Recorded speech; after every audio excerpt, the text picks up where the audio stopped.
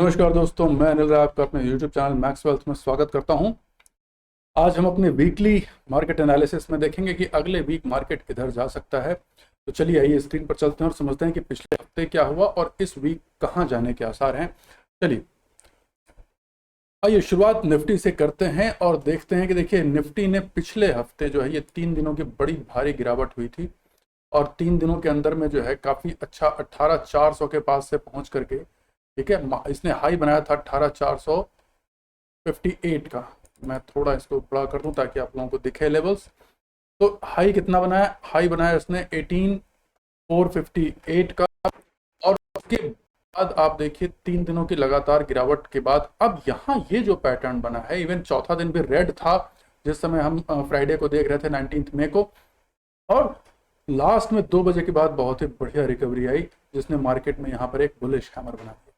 चलिए थोड़ा सा वीकली टाइम फ्रेम में देखते हैं कि वीकली टाइम फ्रेम में किस तरीके का पैटर्न बना है। देखिए वीकली टाइम फ्रेम में लगातार ये एक अपसाइड मूव में जा रहा था मार्केट और यहाँ पर एक रेड कैंडल बना है जिसने कि वीकली टाइम फ्रेम में यहाँ पर एक, देखिए दोनों तरफ विक्स बराबर बनी है। अब नेक्स्ट वीक डिसाइसिव फैक्टर होगा क्योंकि एक मूव के बाद जब ये इस तरीके का वीकली में बनता है तो अब ये किधर जाएगा वीकली चार्ट से। अब हम जब ये वीक हमारा शुरू होगा तभी डिसाइड कर पाएंगे कि ये किधर की तरफ मूव करेगा। प्रोबेबिलिटी दोनों तरफ जाने की है। ऊपर की तरफ अगर इसने ब्रेकआउट किया तो ये अपने ऑल टाइम हाई की तरफ जाएगा और उसके अगर नीचे आया तो फिर जो है ये अपने फिर से वो नीचे की तरफ की शुरुआत करेगा।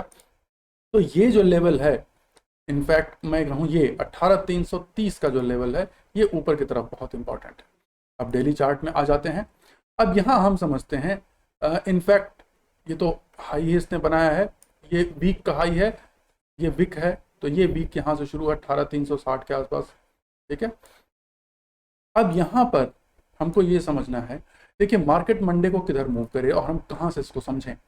मार्केट अगर लास्ट टाइम थोड़ा सा इंट्राडे में देख लेते हैं कि मूव गया कैसे। देखिए मार्केट खुलने के बाद यहाँ खुला और लगातार इसने जो कंटिन्यूस ये गिरने का पैटर्न था उसको बनाए रखा और वो बनने के बाद आप देखिए 19 तारीख को ये इसने कोशिश की ऊपर जाने की, को थोड़ा कंसोलिडेट हुआ और 2 बजे के बाद एक क्लियर डिसाइसिव मूव आया यहाँ पे, ठीक। तो अब मार्केट किधर जा सकता है, कहाँ इसमें बन सकता है। देखिए ये ट्रेंड लाइन थी जिसको उसने ब्रेक कर दिया, 3 क्रॉस बने। 3 क्रॉस जो है वो कभी भी एक अच्छा साइन नहीं होता है, लेकिन ये जो बनी है गिरने के बाद ये दोजी, ये एक हैमर कह लीजिए, पिन बार कह लीजिए, जो भी कह लीजिए, मतलब यह है कि नीचे से बाइंग आई है और बड़ी स्ट्रॉन्ग बाइंग आई है। कुछ अंडर करंट मार्केट में है जो उसको ऊपर पुल बैक कर रही है। इसमें मंडे के लिए 18,220 यानी इस कैंडल का जो हाई है ना 18,220 के ऊपर अपने को लॉन्ग जाना है, यहाँ के ऊपर अपने को लॉन्ग के लिए प्ले करना है। और यहाँ इस कैंडल का अगर 18,100 के नीचे ब्रेक करता है तो ही शॉर्ट करना है, अगर बीच में रहता है तो आप कोई भी ट्रेड न लें, अवॉइड करें। हाँ, अब अपने जो लोग कैश मार्केट में प्ले करते हैं उनके लिए, देखिए कैश मार्केट में अगर आप प्ले करते हैं तो भी आपके लिए निफ्टी या मार्केट के जनरल डायरेक्शन को समझना बहुत जरूरी है। अगर मार्केट अपवर्ड ट्रेंड में है तो ही आप स्विंग ट्रेड में ले, कैश मार्केट में ले या इन्वेस्ट करें। अगर मार्केट डाउन ट्रेंड में है तो उस समय गिरते हुए शेयर्स को आप शॉपिंग करने का विचार अपने से दूर रखें। मार्केट कहाँ तक गिर सकता है, शेयर्स कहाँ तक गिर सकता है, कोई भरोसा नहीं है। जब तक वो ऊपर जा रहा है ऊपर जा रहा है, जब वो नीचे गिर रहा है तो नीचे गिर रहा है। दिमाग में एकदम क्लियर रखिए, कोई मतलब नहीं है कि उसकी स्टोरी क्या है, उसका फंडामेंटल क्या है। उसका बहुत से ऐसे फंडामेंटल के स्टॉक्स आपको बता दूं जो बहुत नीचे वैल्यूएशन पर भी पड़े हुए हैं और उनको कोई खरीदने वाला नहीं है, और बहुत से ऐसे स्टॉक आपको हवा में जाते हुए मिलेंगे जो कि उनका फंडामेंटल कोई बहुत अच्छा नहीं है, फिर भी वो जा रहे हैं तो जा रहे हैं। तो मार्केट आप नहीं समझ सकते, ठीक है। आप अपने दिमाग से मार्केट को नहीं चला सकते, आपके हिसाब से मार्केट नहीं चलेगा, मार्केट अपने हिसाब से चलता है और वो वही जानता है। तो इसको, इस बात को ध्यान रखें, यहां पर एकदम क्लियर और क्लियर माइंड में रखें कि जब ये 18,220 के ऊपर जाए तभी आप लॉन्ग की तरफ सोचें, और जब आप ये 18,100 के नीचे आए तब शॉर्ट की तरफ भी सोचें। बीच में कुछ नहीं करना है, बैठना है, ठीक है। अब बैंक निफ्टी पे आते हैं। बैंक निफ्टी में देखिए हमारी सिचुएशन क्या है।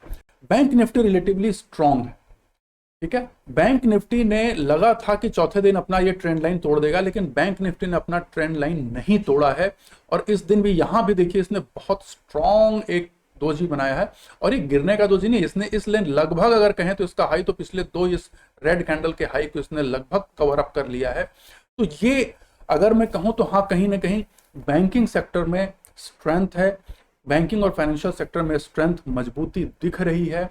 अब यहां पर कहां करना है, यहां पर अपने को 44,000 के ऊपर लॉन्ग जाना है और 43,700 के नीचे शॉर्ट जाना है। ठीक है, ये बहुत बड़ी वीक है, इसलिए वीक को हम नहीं लेंगे। ये इस प्रीवियस कैंडल को हम अभी भी प्रीवियस कैंडल को ही रेफरेंस यूज करेंगे कि 44,000 के ऊपर अगर जाता है तो भैया अपने को लॉन्ग साइड में जाना है और इसके नीचे शॉर्ट साइड में जाना है। इसके ऑल टाइम हाई बनाने के, इनफैक्ट इसने ऑल टाइम हाई बना ही दिया था लगभग, इसका हाई अभी भी 44,151 है, तो इसने ऑल टाइम हाई को टच लगभग कर दिया था देखिए इस कैंडल के साथ, और वहीं से गिरावट आई और ऐसा लग रहा है कि देखिए फिर से अपनी ऑल टाइम हाई को छूने की कोशिश कर रहा है। मंडे को हो सकता है अगर मार्केट थोड़ा भी ठीक ठाक रहे ना तो ये तुरंत अपने को ये वहां जाकर के उसको टच कर सकता है। अब थोड़ा सा वर्ल्ड लेवल को देखें, देखिए वर्ल्ड मार्केट को समझना बहुत जरूरी है, दुनिया में जो होता है उसका इंपैक्ट हमारे मार्केट में पड़ता है। तो पहला हम शुरुआत करते हैं डाउ जोन्स से। डाउ जोन्स में देखिए, अगर आपने हमारी पिछले वीक की वीडियो देखी होगी तो उसमें हमने कहा था कि 33,000 को अगर तोड़ता है तो फिर बहुत कंडीशन खराब हो सकती है और फिर वो इंडियन मार्केट में भी उसका असर पड़ सकता है। लेकिन देखिए एग्जैक्टली 33,000 से मार्केट रिवर्स कर गया और ठीक है, यहाँ एक कैंडल थोड़ी सी रेड बनी है, लेकिन अगर देखें तो पिछले कैंडल के ओपन के ऊपर ये ट्रेंड अभी भी अपवर्ड ही दिख रहा है। नास्दाक की बात करते हैं तो नास्दाक में देखिए, नास्दाक में क्या है, देखिए यहाँ पर 100 स्टॉक्स होते हैं और 100 स्टॉक्स में लगभग 50 से 52% वेटेज जो है वो आईटी स्टॉक्स का होता है, और भी कई तरीके के स्टॉक होते हैं। मैं बता दूं, कई लोगों को लगता है कि नास्दाक केवल आईटी इंडेक्स है, नहीं, 50 से 52% का वेटेज इसमें आईटी का है, बाकी दूसरे स्टॉक्स हैं। अब यहां पर देखिए ध्यान से, ये लगभग अपने एक इसको तो प्रीवियस रेजिस्टेंस एरिया को तोड़ करके ऊपर बंद हो रहा है और इसमें स्ट्रेंथ है, ये अपने एकदम स्ट्रॉन्ग स्ट्रेंथ के साथ मूव कर रहा है। प्रीवियस स्विंग हाई को इसने क्रॉस कर लिया है, डिसाइसिवली ऊपर क्लोज है, छोटा सा पुल बैक यहाँ दिख रहा है, लेकिन मुझे लग रहा है कि इसी एरिया से 18 जो है 700 जो 20 का एरिया है, यहीं से ये ऊपर की तरफ बढ़ेगा। अब हम बात करते हैं S&P 500। S&P 500 पे देखिए बड़ा एक इंटरेस्टिंग पैटर्न बन रहा है। आप देखिए यहाँ पे ये धीरे धीरे इसके लोज ऊपर की तरफ उठ रहे हैं, ठीक है, ये यहाँ पे बन रहा है और ये ऊपर की तरफ ब्रीच करने की कोशिश कर रहा है। यहां से अगर ये ब्रीच करेगा 41,900, अगर ये पिछले एकदम यहाँ पे पिवट के पास खड़ा है तो फिर इसका अगला टारगेट 4300 का है।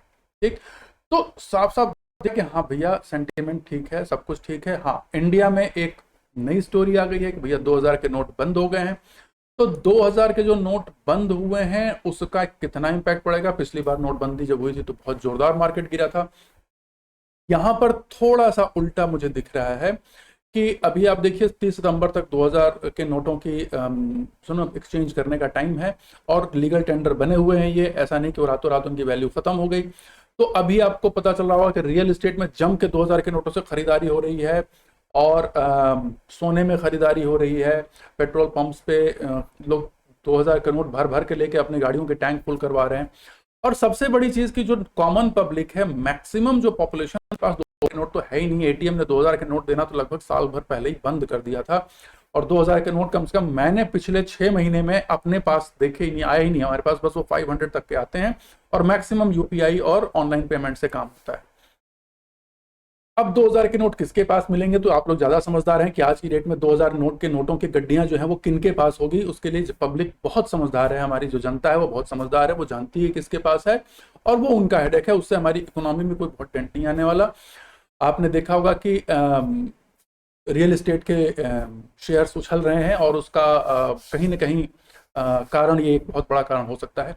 तो आने वाले समय में मुझे नहीं लगता है कि मार्केट पे इसका फर्क पड़ेगा, मंडे को इसका फर्क पड़ेगा। लेकिन फिर भी जैसा कि हम जानते हैं कि मार्केट में अजम्पशन काम नहीं करता है, प्राइस एक्शन काम करता है। तो भैया मंडे को खुलने के बाद ये देखना है, ऊपर जाता है तो लॉन्ग, नीचे आता है तो शॉर्ट, बीच में रहता है तो चुप से बैठना है, अपना पैसा अपने पास। ठीक है, किसी भी तरह की हड़बड़ी नहीं करनी है, हड़बड़ी में ही सब गड़बड़ी होती है।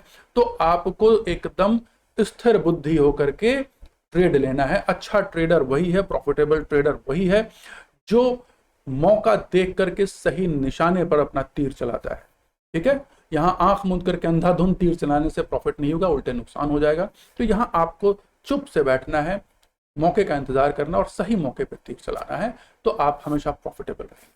ठीक है, चलिए आशा करता हूं ये लेवल को ध्यान में रखने हैं और यही लेवल्स आपको ध्यान में रख करके मंडे को ट्रेड के लिए इनिशिएट करना है। अगर यहां पर ये ऊपर की तरफ जाता है तो ये अपने प्रीवियस ऑल टाइम हाई को टच करेगा। निफ्टी और बैंक निफ्टी एक नया ऑल टाइम हाई बनेगा, जैसा पिछली वीडियो में हमने कहा था कि हमको कम से कम 44,700 ऊपर, वो एरिया अभी भी इंटैक्ट है कि 44,700 अगर हम वीकली में जाते हैं, यहाँ पे मैं अगर वीकली में जाऊं तो देखिए 44,700 के आसपास ये जगह है। इस जगह तक आने के चांसेस हो सकते हैं अगर मार्केट में सब कुछ ठीक ठाक रहा तो। ठीक, तो भैया देखिए मार्केट प्रोबेबिलिस्टिक होता है। कोई कहेगा सर आप तो कहते हैं कि जाना चाहिए तो गया तो नहीं। भैया मेरे कहने से मार्केट थोड़ा चलता, अगर मेरे कहने से चलने लगता तो अब आप इमेजिन कर सकते हो कि क्या सिचुएशन हो सकता है, फिर तो हम कुछ भी कर सकते थे। लेकिन ऐसा नहीं होता है। मार्केट में जब भी हम कोई एक आइडिया लगाते हैं तो हम प्राइस एक्शन को देख करके एक प्रोबेबिलिटी बनाते हैं। वो प्रोबेबिलिटी 100% प्रोबेबिलिटी कभी भी नहीं हो सकती है। अगर वो प्रोबेबिलिटी 60% भी हो जाए भैया तो आप बहुत अच्छे ट्रेडर बन जाओगे। ठीक है, तो इस बात को एक्सेप्ट करना है। जो लोग ये जानते हैं ना कि नहीं नहीं अगर हमने सोचा कि ऊपर जाना तो जाना ही चाहिए, यही सबसे बड़ी गलती है। और यहीं पर आप नुकसान, ये सबसे बड़ी ये साइकोलॉजी सबसे बड़े नुकसान का कारण है। आप एकदम क्लियर रहो कि ठीक है हमने सोचा कि हमको लग तो रहा है कि वहां जाएगा, लेकिन हो सकता है कि वहां ना भी जाए। तो प्रोबेबिलिटी के ऊपर जब आप प्ले करोगे ना तो फिर आप अपने रिस्क को सही तरीके से मैनेज कर पाओगे। और यही सीक्रेट है मार्केट में सक्सेसफुल और रिच ट्रेडर बनने का। ठीक, आशा करता हूं वीडियो पसंद होगा। अगली वीडियो में फिर से मिलेंगे, तब तक के लिए बहुत बहुत धन्यवाद। नमस्कार।